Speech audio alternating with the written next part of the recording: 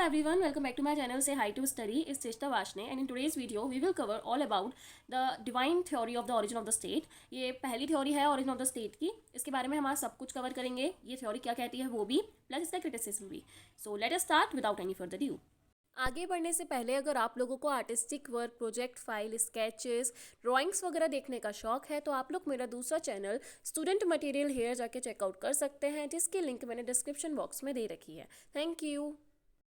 Okay, सो ये जो theory है वो बेसिकली हमें किंग के बारे में बताती है कि किंग को हम एज अ भगवान इसमें मतलब मानेंगे कि उस टाइम पे जो डिवाइन थ्योरी चलती थी उसमें किंग का ही दर्जा भगवान का दर्जा माना जाता है. तो उसको देखते हैं कि जो थ्योरी है सबसे पहली उसमें बात ये कही गई है कि state is the March of the God. जो स्टेट है, जो राज्य है, जो कंट्री है, वो गॉड की ही बनाई हुई है. गॉड उसको अपने मर्जी से चलाता है, वो गॉड की मार्च है. ये जो थ्योरी है वो ओल्डेस्ट है, सबसे पहले यही थ्योरी मानी गई है. ज्यूज जो लोग होते थे वो इसके एक्सपोनेंट्स थे. एक्सपोनेंट्स बोले तो क्रिटिक, मतलब वो इस थ्योरी को नहीं मानते थे, इसका क्रिटिसिज्म करते थे. इस थ्योरी में किंग को एज अ गॉड माना गया है. गॉड मानने से क्या मतलब है कि किंग के पूरी रिस्पॉन्सिबिलिटी है कि वो अपनी पब्लिक की सुरक्षा करे. एक किंग ही होगा जो ये रिस्पॉन्सिबल है अपनी पब्लिक के लिए कि पब्लिक की वेलफेयर हो, वो प्रॉस्पेरियस लाइफ जिए, वो अच्छे से जिए. किसकी रिस्पॉन्सिबिलिटी है? खाली किंग की, क्योंकि उसको भगवान का दर्जा दिया गया है. State is created by God himself. ऐसा माना गया कि गॉड ने ही खुद अपने हाथों से पूरे राज्य को बनाया है. और यही सेम बात महाभारत, जो कि हिंदू कल्चर में हम लोग पढ़ते हैं, उसमें स्टेटेड है ऑलरेडी कि भगवान ही है जिसने पूरी दुनिया बनाई है. यूज़ ऑफ ये जो थ्योरी का यूज़ है वो मिडिवल एज से अच्छे से प्रोमिनेंटली यूज़ होने लगा था.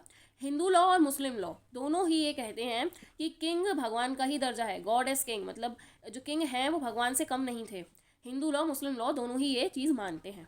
लेटर जब ये थ्योरी प्रेफरेंस में आती गई और प्रैक्टिस में रही, थोड़े दिनों बाद क्या होने लगा कि ये जो डिवाइन थ्योरी थी वो it turns into the divine right of the king.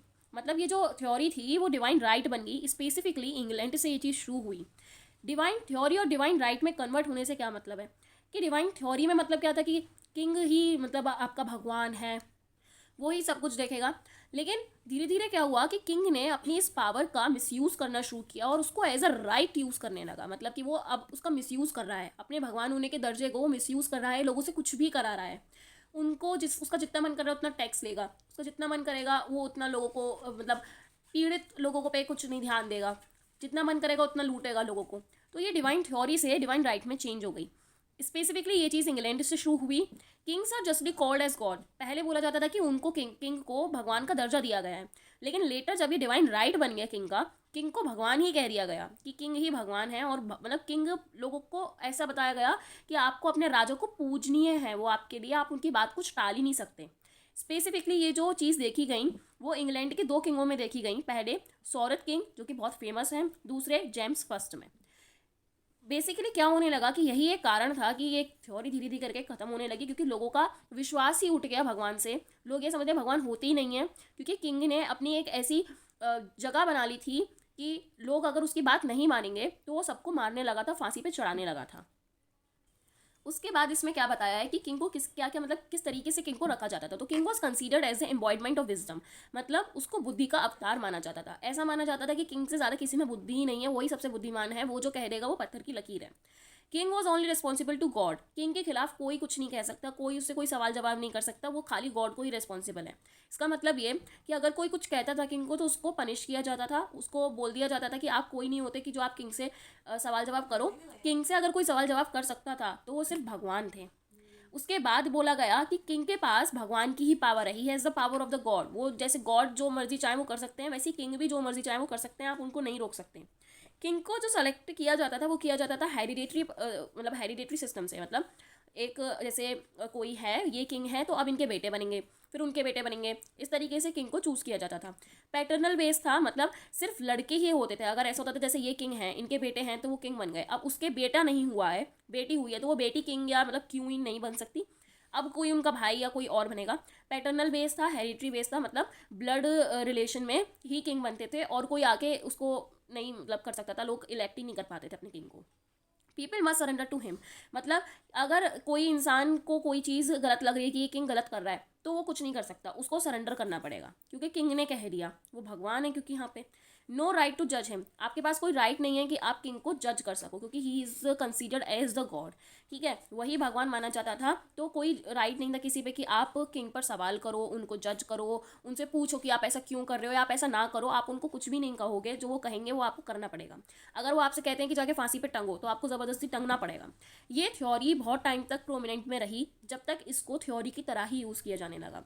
जब ये डिवाइन राइट में बदल गई थ्योरी से, तब काफ़ी लोगों ने इसका क्रिटिसिज्म शुरू किया, जिसमें से 3 जो फेमस हैं वो हैं ग्रोटियस, हॉब्स एंड लॉक। इन तीनों लोगों ने इस थ्योरी को रिजेक्ट कर दिया। अब हम इसकी क्रिटिसिज्म पढ़ते हैं। ओके, सो क्रिटिसिज्म जो उसका लास्ट टॉपिक है, क्रिटिसिज्म में ये चीज़ कही गई कि ये जो थ्योरी है वो पार्ट तो मोनार्की का ही है, कि किंग, मोनार्की में क्या होता है कि किंग ही प्रोमिनेंट है, किंग ही है जो आपको जो बोलेगा वो आपको करना पड़ेगा। तो ये मोनार्की का पार्ट है, डिक्टेटरशिप है यहाँ पे, डेमोक्रेसी नहीं है, मोस्ट प्रोबेबली डेमोक्रेसी नहीं है यहाँ पे। जब डेमोक्रेसी नहीं है तो लोगों के पास राइट नहीं है, तो इसलिए बोला गया कि ये मोनार्की का पार्ट है, डेमोक्रेसी यहाँ नहीं है, लोगों के पास राइट्स नहीं है, तो इसलिए इसको क्रिटिसाइज करने लगे लोग। No logic and common sense, पूरी थ्योरी में कोई लॉजिक और कोई कॉमन सेंस नहीं है। कौन होता है किंग जो हम उसकी बात माने, कोई कॉमन सेंस इसके पीछे नहीं, कोई लॉजिक नहीं, तो इसलिए इसको क्रिटिसाइज किया गया। Unlimited power of the king, king के पास अनलिमिटेड पावर है, वो अगर उसको किसी की कोई पर्सनल दुश्मनी भी है ना, तो अगर उसका मन करेगा कि वो उसको फांसी में चढ़ाए अपनी पर्सनली दुश्मनी के कारण भी, तो वो उसको फांसी में चढ़ाएगा। तो ये वाली चीज़ गलत है, अनलिमिटेड पावर नहीं होनी चाहिए, कुछ ना कुछ उस पर लिमिटेशन होनी चाहिए, ताकि जो ऑटोक्रेसी है उसको कंट्रोल में किया जा सके, ठीक है। लिमिटेशन मस्ट हो सकती हैं, लेकिन यहाँ पे लिमिटेशंस भी नहीं थी किंग पर, उसकी पावर जो थी वो अनलिमिटेड थी। उसके बाद कोई भी हिस्टोरिक एविडेंस ही नहीं है इसका, ये कब से शुरू हुई, किसी ने कुछ कहा कि ऐसा ही करो कि किंग को भगवान का दर्जा दो, या पहले से ये वाली चीज़ चलती आती थी, कोई हिस्टोरिक एविडेंस नहीं है इसका, ठीक है। No liberty and freedom for peoples, मैंने आपको बोला डेमोक्रेसी नहीं है, लोगों के पास राइट्स नहीं है, तो उनके पास लिबर्टी और फ्रीडम कहाँ से आएगी। वो लोग जो उन पर रिस्ट्रिक्शंस हैं वो बंधे हुए हैं, they have restrictions over them, कि जो किंग ने बोला वो करना है, आप रिस्ट्रिक्टेड हैं, आपके पास कोई राइट नहीं है, आपके पास कोई फ्रीडम नहीं है। अगर आपका मन है कहीं बाहर घूमने जाने का, या किंग को टैक्स आप नहीं दे पा रहे हो, तो आपके पास इतनी भी फ्रीडम नहीं है कि आप थोड़ा कम टैक्स दो। अगर किंग ने कहा है पूरा टैक्स देने के लिए तो आप पूरा टैक्स दोगे, वरना फिर आपको सज़ा मिलेगी। डिक्टेटरशिप होती थी, मैंने आपको अब ये मोनार्की वाले उसमें समझा दिया। डिक्टेटरशिप बोले तो कि किंग जो चाहेगा ही सुपीरियर, मतलब डिक्टेटरशिप का मतलब क्या होता है कि जो भी हेड हो वो सुपीरियर है, उससे ऊपर कुछ भी नहीं है। इन्होंने बताया उससे ऊपर कौन है, भगवान है। आपके भगवान उतर के थोड़ी ना बोलेंगे किंग को कि आप ये करो, नहीं। तो इसलिए ये सारी चीज़ें थी जिनकी वजह से ये थ्योरी को क्रिटिसाइज़ किया गया, और ये थ्योरी धीरे धीरे करके अपना इन्फ्लुएंस छोड़ने लगी, ठीक है। आई होप आपको ये थ्योरी समझ में आई होगी, बहुत ईजी थी, बहुत छोटा सा टॉपिक है ये। नेक्स्ट वीडियो में हम लोग जो है सोशल कॉन्ट्रैक्ट थ्योरी भी देखेंगे, बहुत इंपॉर्टेंट है वो थ्योरी, और स्पेसिफिकली उससे कई सारे क्वेश्चन बन जाते हैं। अगर आपको इस वीडियो में कोई डाउट हो, अगर कुछ समझ में ना आया हो, तो प्लीज़ कमेंट सेक्शन में डाल दीजिए, मैं ट्राई करूँगी उसको समझाने का। बाकी अगर वीडियो अच्छे से समझ में आई हो, अच्छी लगी हो, तो प्लीज़ वीडियो को लाइक करें, चैनल को सब्सक्राइब करें, and please share with your friends and comment for my motivation also.